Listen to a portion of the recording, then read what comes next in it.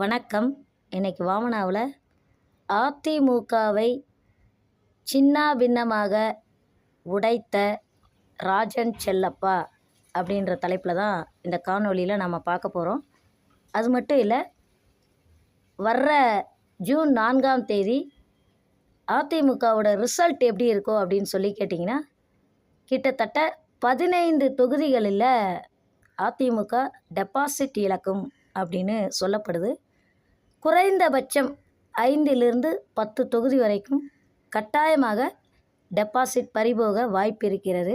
அதிலும் குறிப்பாக கன்னியாகுமரி, திருநெல்வேலியில் அதிமுக கன்ஃபார்மாக டெபாசிட்டே வாங்காது அப்படின்றது தான் பலருடைய கருத்தாக இருக்குது.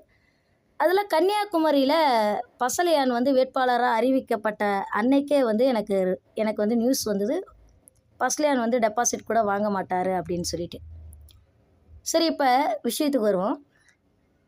அதிமுகவில் ஓபிஎஸ் அணி, இபிஎஸ் அணி அப்படின்னு சொல்லிட்டு இரண்டாக பிரிவு ஏற்படுவதற்கு முக்கியமான காரணகர்த்தா யார் அப்படின்னு சொல்லி பார்த்தீங்கன்னா, ராஜன் செல்லப்பா, அதாவது மதுரை திருப்பரங்குன்றம் எம்எல்ஏவான ராஜன் செல்லப்பா. இதை அவர் உண்மையை ஒத்துக்கிறார். ஆமாம், என்னுடைய மகன் ராஜ் சத்யனுக்கு ராஜ்யசபா எம்பி சீட்டு கிடைக்காத காரணத்தினால நான் கட்சியை உடைச்சேன், அதுக்கான வேலைகளை செஞ்சேன் அப்படின்றத அவர் உண்மையை ஒத்துக்கிறார். அந்த விஷயத்தில் நான் அவரை மனசார பாராட்டுறேன். அவருடைய உண்மையும் அவருடைய தைரியத்தையும் அவருடைய நேர்மையும் நான் பாராட்டியே தீரணும். அதே போல் ராஜன் செல்லப்பா கிட்ட எனக்கு பிடித்த விஷயங்கள் என்னென்ன அப்படின்னு சொல்லி பார்த்திங்கன்னா, ரொம்ப மரியாதையாக பேசுவார், ரொம்ப திறமைசாலி, ரொம்ப தைரியசாலி. யாரையாவது அவருக்கு பிடிச்சிது அப்படின்னா அவங்களுக்கு கடைசி வரைக்கும் அவர் அந்த மரியாதையை கொடுக்குறார். அதெல்லாம் நான் கவனிக்காமலாம் இல்லை. அதே நேரத்தில் அவர்கிட்ட இருக்கக்கூடிய முக்கியமான மைனஸ் பாயிண்ட் என்ன அப்படின்னா, தனக்கோ தன்னுடைய மகனுக்கோ எம்எல்ஏ சீட்டோ அல்லது எம்பி சீட்டோ கிடைக்கல அப்படின்னா அதுக்காக எந்த எல்லை வரைக்கும் போகிறதுக்கு அவர் தயாராக இருக்கக்கூடிய ஒரு நபர்.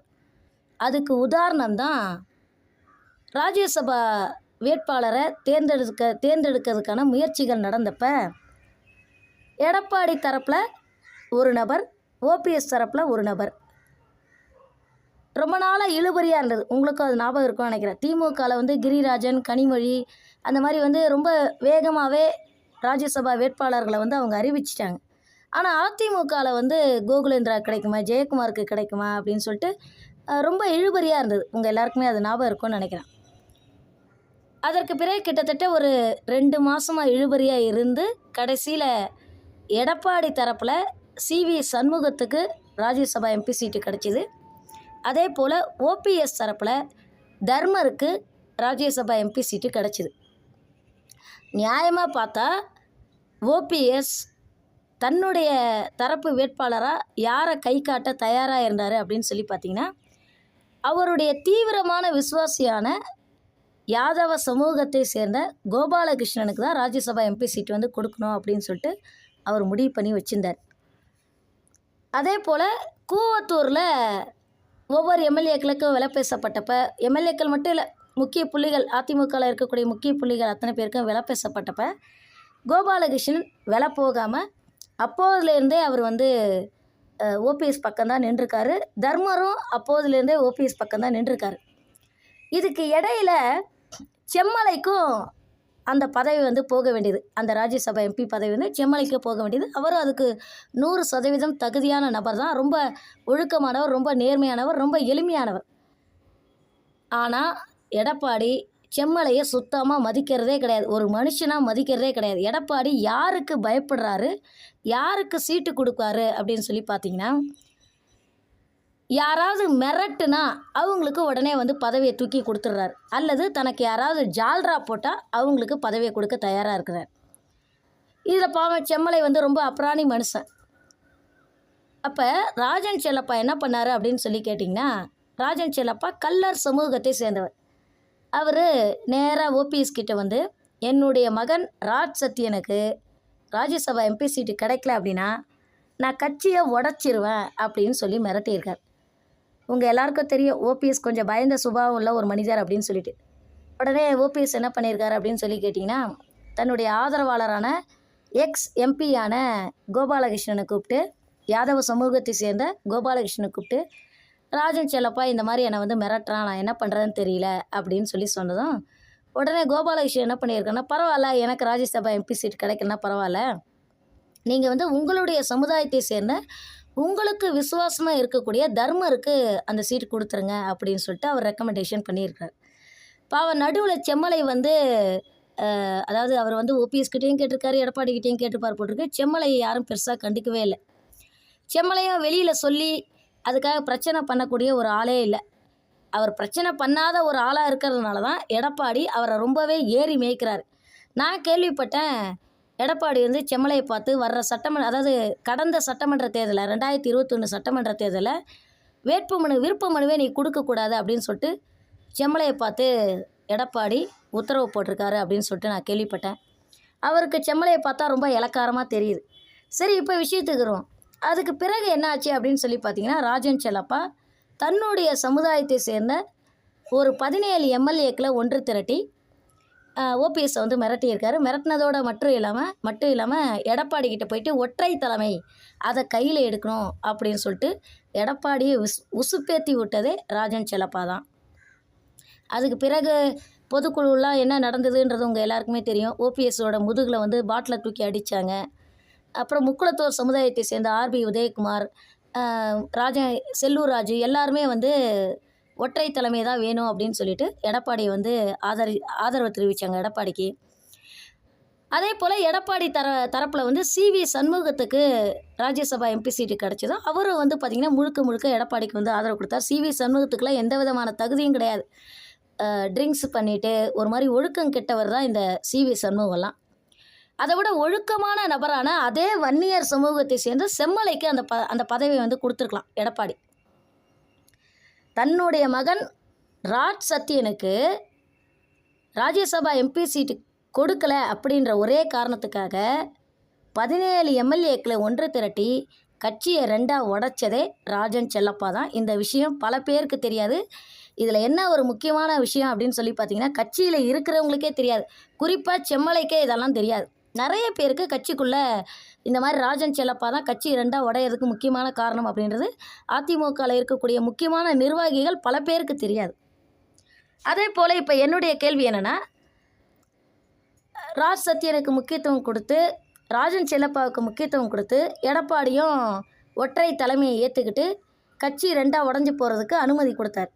இப்போ எடப்பாடி தலைமையிலையும் ராஜ் சத்தியனுடைய ஆலோசனையிலையும் நடந்த இந்த தேர்தலில் கிட்டத்தட்ட 15 தொகுதியில் வந்து டெபாசிட் இழப்பதற்கு வாய்ப்பு இருக்குது அப்படின்னு சொல்லப்படுது.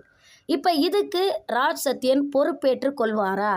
அதே போல் இந்த ராஜ் சத்தியன் தான் சவுக்கு சங்கர் அப்ரோச் பண்ணி தன்னுடைய கட்சியான அதிமுகவுக்கு பாராளுமன்ற தேர்தலில் ஆலோசனை சொல்கிறதுக்கு சவுக்கு சங்கரை அப்ரோச் பண்ணதே இந்த ராஜ் சத்தியன் தான்.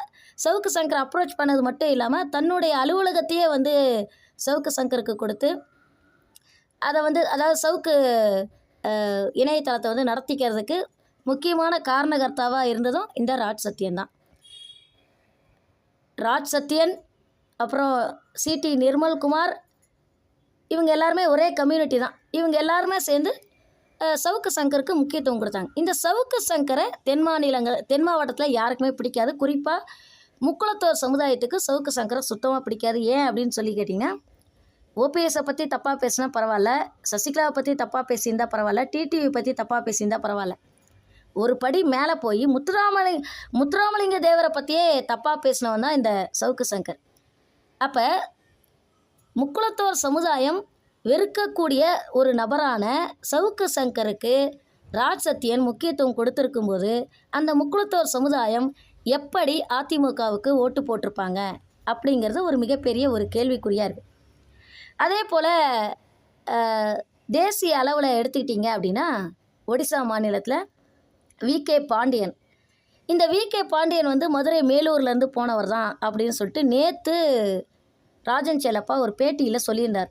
அப்போ தான் எனக்கு சட்டுன்னு தோணிச்சு, அடடா மதுரை மேலூர்லேருந்து போனவர் அப்படின்னா அப்போ விகே பாண்டியன் வந்து மதுரை மாவட்டத்தை சேர்ந்தவர் அப்படின்றதுனால கண்டிப்பாக அவர் வந்து முக்குளத்தோர் சமுதாயத்தை சேர்ந்தவராக தான் இருக்கணும். அதே போல் பாண்டியன் அப்படின்ற பேரே பொதுவாக வந்து பார்த்திங்கன்னா இந்த முக்குளத்தோர் சமுதாயம் தான் வைப்பாங்க. அப்படி பார்க்கும்போது அவர் முக்குளத்தோர் சமுதாயமாக இருந்தாலும் சரி, அவர் யாதவராக இருந்தாலும் சரி, தேவேந்திர குல வேளாளராக இருந்தாலும் சரி, நாடாராக இருந்தாலும் சரி, நாம் எல்லாருமே ஒரு தமிழர் ஒடிசா மாநிலத்தில் வந்து இந்த அளவுக்கு வளர்ந்து நிற்கிறார் அப்படின்னா கண்டிப்பாக நாம் எல்லாருமே அவரை வந்து ஜாதி வேற்றுமை பார்க்காம அவருக்கு வந்து நாம் எல்லாருமே ஆதரவு கொடுக்கணும். இருந்தாலும் வி.கே. பாண்டியன் வந்து முக்குளத்தோர் சமுதாயத்தை சேர்ந்தவர் அப்படிங்கிறத நான் இன்றைக்கி வந்து உறுதிப்படுத்திட்டேன். நீங்கள் மற்றவங்களுக்கும் சொல்லுங்கள். ஏன்னா நிறைய பேருக்கு தெரியாது வி.கே. பாண்டியன் வந்து முக்குளத்தோர் சமுதாயத்தை சேர்ந்தவர் அப்படின்றது. நம்முடைய மாநிலத்தில் மட்டுமல்லாமல் வேற்று மாநிலத்திலும் முக்குளத்தோர் சமுதாயத்தை சேர்ந்தவராக இருந்தாலும் ஆதிக்கத்தை செலுத்துவதும் அந்த இடத்துல வந்து ஒரு முக்கிய பொறுப்பில் இருக்கிறதும் நமக்கு வந்து உண்மையிலேயே அது வந்து பெருமை தரக்கூடிய ஒரு விஷயந்தான். அதே போல் கடைசியாக திருப்பி நான் என்ன சொல்ல விரும்புகிறேன் அப்படின்னா, ஜூன் 4ஆம் தேதி அதிமுக படு தோல்வி அடைந்தால் கட்சியை இரண்டாக உடைத்த ராஜன் செல்லப்பாவும் ராஜ் சத்தியனும் அதற்கு பொறுப்பேற்று கொள்வார்களா? இதுக்கு மேலேயும் ராஜ் சத்தியனுக்கும் ராஜன் செல்லப்பாவுக்கும் எடப்பாடிக்கும் முக்கியத்துவம் கொடுத்தா அதிமுக ஏற்கனவே அழிவு பாதையில் சென்று கொண்டிருக்கிறது.